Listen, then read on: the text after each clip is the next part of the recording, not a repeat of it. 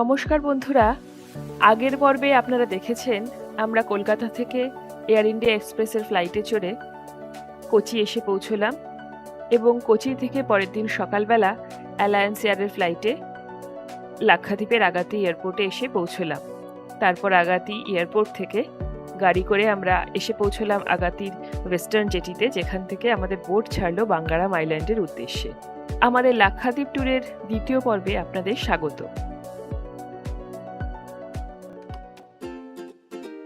এসে পৌঁছালাম Bangaram island. Weather ভালো থাকলে, সমুদ্র শান্ত থাকলে আগাতি থেকে বোটে বাঙ্গারাম পৌঁছতে মোটামুটি সময় লাগে ৪৫ মিনিট থেকে ১ ঘন্টা। আমাদেরও ঘন্টাখানেক মতোই সময় লাগলো। বাঙ্গারাম আইল্যান্ড সারিবদ্ধ নারকেল গাছে ঘেরা, একদম পোস্টকার্ড থেকে উঠে আসা একটা ট্রপিক্যাল আইল্যান্ড।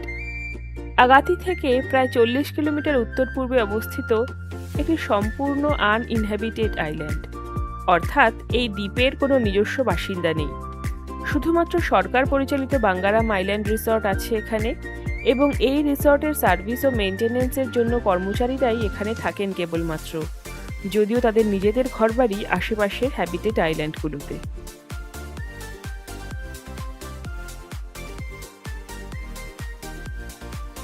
প্রথমে ঢুকতেই আমাদের নিয়ে যাওয়া হলো রিসর্টের লাউঞ্জ অ্যান্ড বার এরিয়ায়। সেখানে কোল্ড টাওয়েল আর ওয়েলকাম ড্রিঙ্ক দেওয়া হলো। রিসর্টের গেস্ট রিলেশন ম্যানেজার একটা ছোট করে ইন্ট্রোডাকশন এবং কিছু ইনস্ট্রাকশনস দিলেন। এই আইল্যান্ডে কোনো গাড়ি চলে না। ছোট্ট আইল্যান্ড জুড়ে ছড়ানো রিসর্ট। বালির ওপর যাতায়াতের সুবিধার জন্য বাইসাইকেল এবং গল্ফ কার্টের মতো বুগি রাইডের ব্যবস্থা আছে। সেই রকম একটাতে করেই আমাদের লাগেজ আমাদের রুমে পৌঁছে দিয়ে গেল। বিচ ফ্রন্ট রুম, সামনে প্যাটিওতে দুটো বেতের চেয়ার আর একটা টি টেবিল।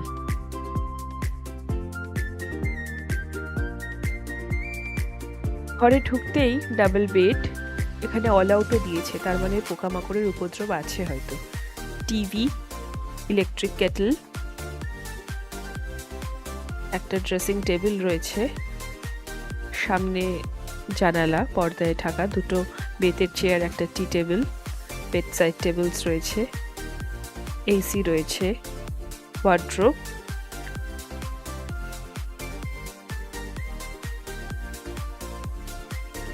বাথরুম মডিউলার, মোটামুটি পরিষ্কার, টয়লেট্রিজ দেওয়া রয়েছে,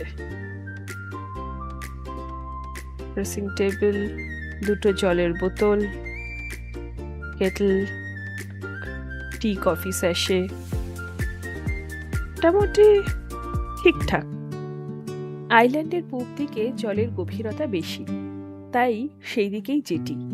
এখানে ভোরবেলা সানরাইজ দেখতে পাওয়া যায়, কিন্তু জলে স্নান করতে নামা বারণ।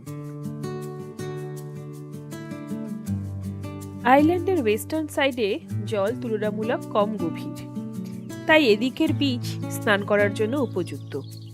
এইদিকে সানসেট পয়েন্টও রয়েছে। সানসেট পয়েন্টের রাস্তায় কিছু দূর হাঁটলেই বাঙ্গারাম হেলিপ্যাড, তার পাশ দিয়ে নিচে নামলেই বিচ।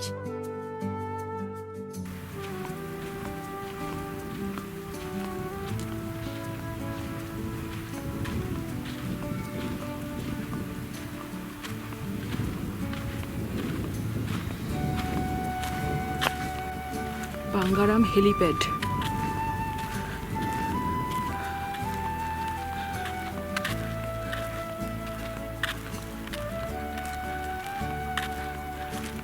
আর ওই দূরে দেখা যাচ্ছে স্যান্ড ব্যাংক।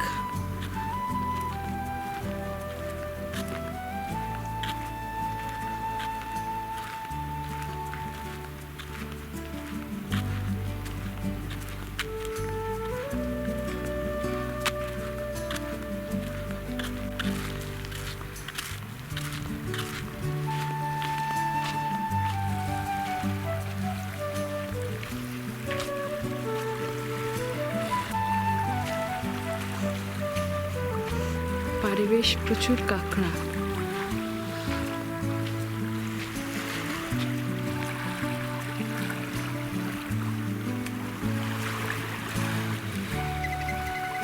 লাগুনের জল কাঁচের মতো স্বচ্ছ, সেরকম ঢেউও নেই। পশ্চিম দিকে সানসেট পয়েন্টের বিচ ধরে উত্তরে হাঁটলে আর একটা সুন্দর হুকের মতো বিচে এসে পৌঁছানো যায়। এখানে জল এতটাই শ্যালো, 1-2 কিলোমিটার হেঁটে যাওয়ার পরও জল হাঁটু পর্যন্তই থেকে যায়। এখানে জলের মধ্যে বেশ খানিকক্ষণ সময় কাটিয়ে প্রায় পরন্ত বিকেলে আমরা ঘরে ফিরে এলাম।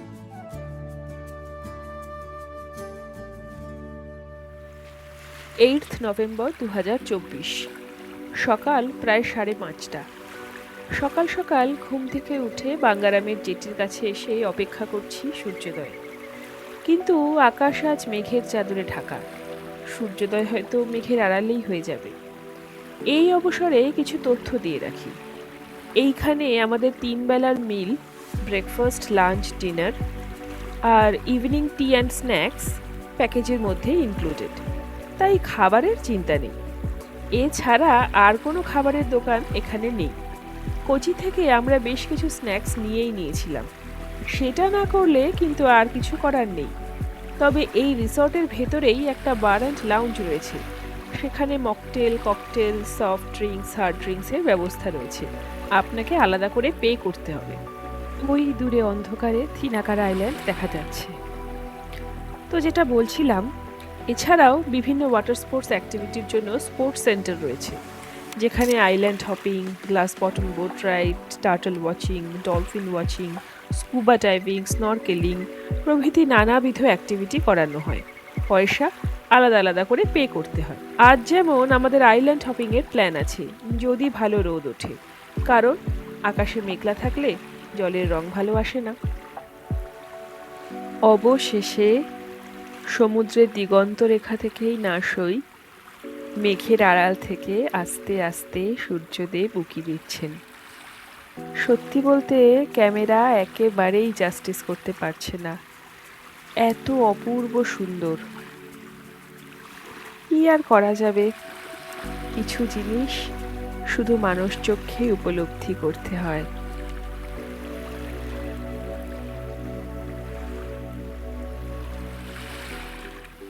সকাল 10টা। ব্রেকফাস্ট সেরে আমরা বেরিয়ে পড়লাম আইল্যান্ড হপিংয়ে। আমরা বাঙ্গারাম আইল্যান্ডকে স্টে করার জন্য বেছে নিয়েছিলাম, কারণ এটা একটা আনইনহ্যাবিটেড আইল্যান্ড, তাই সেক্লুডেড। যাদের খুব হেক্টিক আর হ্যাপেনিং ট্যুর পছন্দ নয়, যারা দৈনন্দিন কর্মব্যস্ততার থেকে মুক্তি নিয়ে কয়েকটা নিরিবিলি রিল্যাক্সিং দিন কাটাতে চান, তাদের জন্য একেবারে আদর্শ। পুরো আইল্যান্ডটাকে 1 থেকে 1.5 ঘন্টায় পায়ে হেঁটে ঘোরা যায়। চাইলে স্নরকেলিং বা ডাইভিং গিয়ার পরে জলের নিচে অন্য আর এক দুনিয়ায় ডুব দিন। চাইলে বিচের ধারে নারকেল গাছের ছায়ায় সানচেয়ারে শুয়ে সমুদ্রের ফুরফুরে হাওয়া খেতে খেতে অলসভাবে কাটিয়ে দিন সময়। মাঝে বোট নিয়ে বেরিয়ে পড়ুন আশেপাশের আরও অন্যান্য আইল্যান্ডগুলোর জন্য।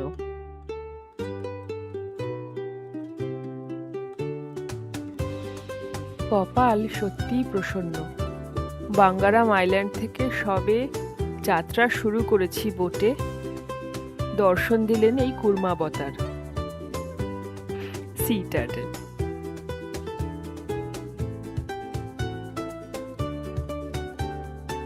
একটা কথা বলে রাখি, এখানে লাক্ষাদ্বীপে কিন্তু শুধুমাত্র এয়ারটেল আর বিএসএনএল এই 2 নেটওয়ার্ক অপারেটরেরই কানেকশন পাবেন। ইন্টারনেট স্পিড খুব বেশি না হলেও চলনসই। হোয়াটসঅ্যাপ ভিডিও কল করা যায়, তবে কোয়ালিটি অতটা ভালো নয়। এখানে আসতে হলে ব্যাগে 2টো জিনিস কিন্তু সঙ্গে রাখা একদম মাস্ট, বিচ হ্যাট আর সানস্ক্রিন। গরম খুব না হলেও রোদের তেজ কিন্তু যথেষ্ট। হাওয়া আছে, তাই অস্বস্তি তেমন হবে না, কিন্তু খুব দ্রুত ট্যান পড়ে যাবে।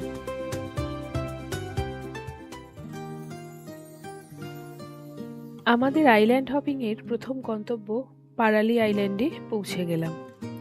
এখানে শুনেছি একটি মাত্র ফ্যামিলি থাকে, যদিও আমরা কিন্তু যেটুকু সময় ছিলাম কোনো মানুষজনের সাক্ষাৎ পাইনি, বরং দেখা মিলেছিল এই সামুদ্রিক কাঁকড়ার পরিবারের।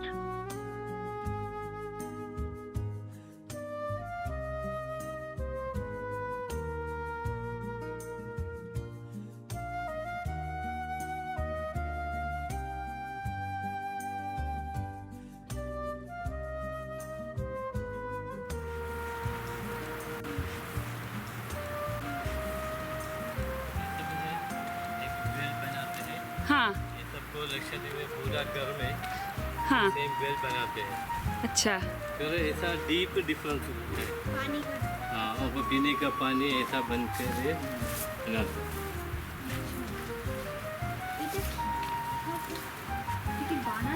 হ্যাঁ বসার জায়গা अभी वहाँ पे लक्षद्वीप में पूरा नाम है क्या पहले नाम लक्का टाइप से है। हाँ अभी लक्षद्वीप तक होता है यहाँ। हाँ पहले लक्का टाइप लक्का डीव्स लिख बोला जाता था हमारा बंगाली में भी ऐसा ही बोलता है हाँ।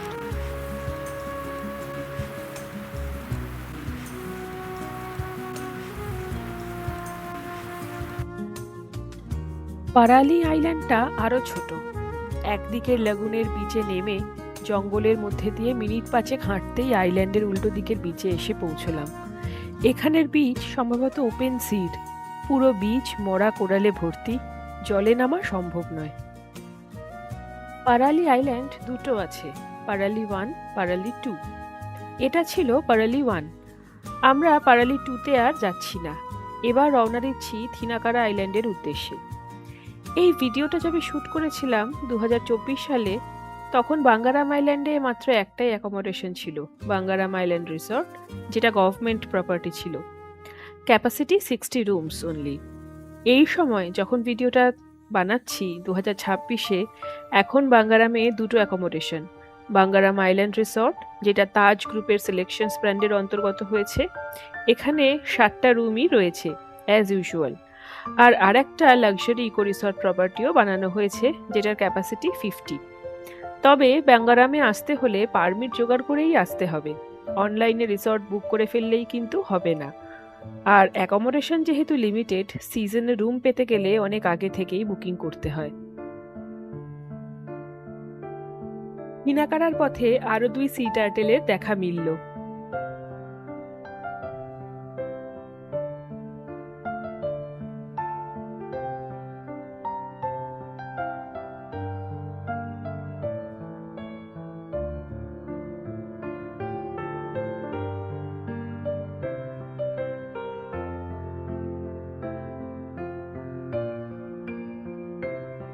থিনাকারা আইল্যান্ডের আশেপাশে লাগুন আরও শ্যালো, জল যেন আরও পরিষ্কার, কাঁচের থেকেও যেন বেশি স্বচ্ছ।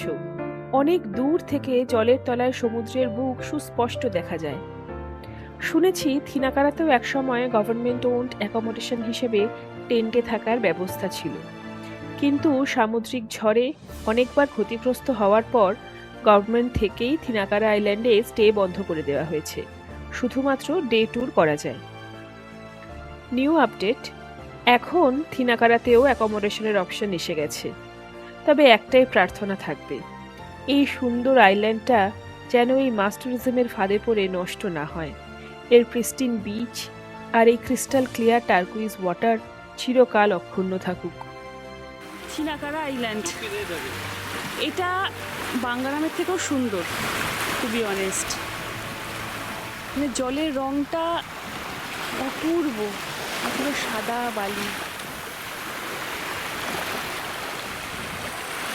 রোদ যদিও মারাত্মক, একটু বিকেল করে আসলে হয়তো ভালো হতো, বেটার হতো।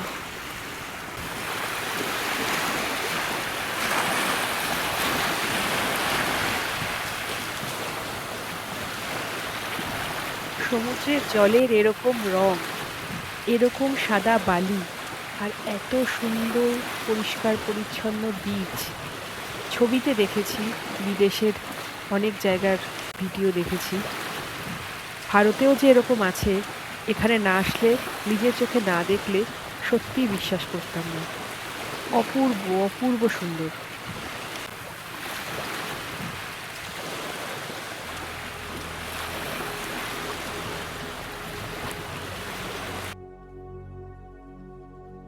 থিনাকারা থেকে ফিরে আমরা লাঞ্চ সেরে গেলাম স্নরকেলিংয়ের জন্য। স্নরকেলিংয়ে বাঙ্গারাম জেটি থেকেই বোটে করে লাগুনের মধ্যে খানিক দূর নিয়ে যাওয়া হয়, নিয়ে সেখানে গিয়ে জলে নামানো হয়। যদি আপনি সাঁতার জানেন, সেক্ষেত্রে লাইফ জ্যাকেট আর স্নরকেলিং গিয়ার পরে জলে নেমে যান। এখানে full face snorkelling gear available রয়েছে। যদি আপনি সাঁতার না জানেন সেক্ষেত্রেও এই অ্যাক্টিভিটিটা অ্যাবসোলিউটলি সেফ। আপনার সঙ্গে ইনস্ট্রাক্টর থাকবেন যিনি আপনার সাথেই জলে নামবেন। আপনি লাইফ জ্যাকেট স্নরকেল গিয়ার পরে থাকবেন। ইনস্ট্রাক্টর আপনাকে হাত ধরে সব জায়গায় নিয়ে যাবে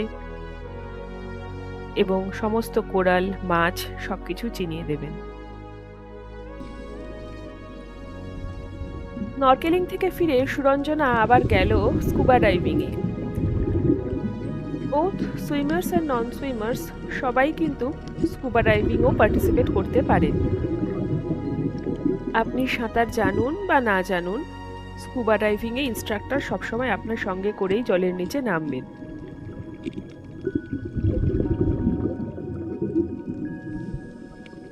লাক্ষাদ্বীপে বা হয়তো বাঙ্গারামে স্কুবা ডাইভিং করার একটা বড় সুবিধা হলো জলের খুব অল্প গভীরেই আপনি হরেক রকম রং বেরঙের কোরালস, কালারফুল মাছ দেখতে পেয়ে যাবেন।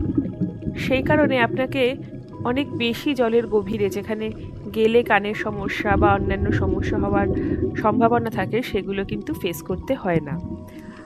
100% রেকমেন্ডেড। জলের তলায় সে যেন এক অন্য জগৎ, যেখানে খালি শান্তি আর শান্তি। আমাদের এই স্বল্প একদিনের অভিজ্ঞতার ঝুলি তখনও ভরা বাকি ছিল। প্রতিদিনের মতোই রাত্রিবেলা ডিনার সেরে সি বিচে বসেছিলাম, বাঙ্গারাম আইল্যান্ডের ওয়েস্টার্ন সাইডে সানসেট পয়েন্টের সামনের বিচে। সাক্ষী হলাম once in a life time এক্সপেরিয়েন্সের, বায়োলুমিনেসেন্স। সমুদ্রের মধ্যে এক ধরনের অ্যালগি যেটা কিনা রাত্রিবেলা নীল সাদা আলোর মতো জ্বলে। মলদ্বীপসে কিছু কিছু জায়গায় দেখা যায়, অস্ট্রেলিয়াতে কিছু কিছু জায়গায় দেখা যায়, সারা পৃথিবীর আরও বিভিন্ন মহাদেশে দেশে দেখা যায়। আমাদের ভারতবর্ষের বাঙ্গারাম আইল্যান্ডেও, লাক্ষাদ্বীপের কখনো কখনো বায়োলুমিনেসেন্স দেখা যায়, যদিও ওটাই once in a life time experience. এটা সত্যি বলতে এতটা এক্সপেকটেশনস ছিলও না, সেই কারণে সঙ্গে ক্যামেরাটা পর্যন্ত নিয়ে যাইনি। মোবাইলের আলোয় যেটুকু ছবি ওঠে। আজকের পর্ব এই পর্যন্তই। পরবর্তী পর্বে, যেটা কিনা আমাদের এই লাক্ষাদ্বীপ ট্রিপের শেষ পর্ব, সেই পর্বে আপনারা দেখতে পাবেন Bangaram lake, Bangaram sand bank আর ফোর্ট কোচির কিছু দর্শনীয় স্থান। ভিডিওটা ভালো লাগলে লাইক করতে ভুলবেন না যেন। আর আমার চ্যানেলটা সাবস্ক্রাইব করে বেল আইকনটা প্রেস করলে আমার পরবর্তী ভিডিও নোটিফিকেশন আপনার কাছে পৌঁছে যাবে। ভালো থাকবেন, সুস্থ থাকবেন আর আমার চ্যানেল দ্য ফ্লাইং স্টেথোস্কোপের সঙ্গে থাকবেন।